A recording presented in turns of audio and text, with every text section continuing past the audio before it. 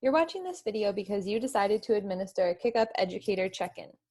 You might be sharing the check-in related to facilitating online learning or the survey for preparing for online learning. In either case, the intention of this video is to prepare you to collect your data and arm you with the skills you need to access your report after data has been collected. The very first thing you need to do is share your link with the participants who you're hoping to collect feedback from. Your link will come to you in an email from a KickUp teammate, and the link will look something like this: kickup.co/your-district-name. Pop that link in an email and send it out to the educators from whom you're hoping to gather feedback. The form that you're sharing will look something like this. This will be something that you've pre-approved with a KickUp teammate before sending it out. You might want to include some language in your email that clearly outlines how you're going to use these responses. We know that teachers are busy. We want to make sure that they know that you're collecting this data for a very specific purpose.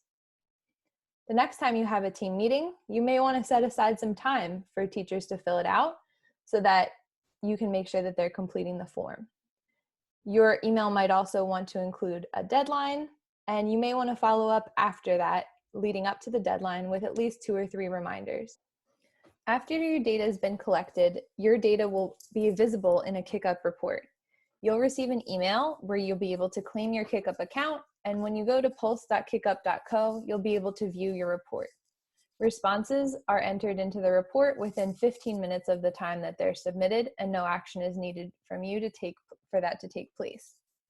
The first time you log into KickUp, your homepage might look something like this.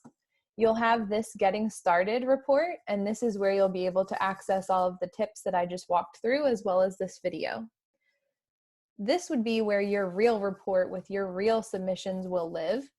Instead of sample report, it will say your district's name, and you can click either the name here or click View Report.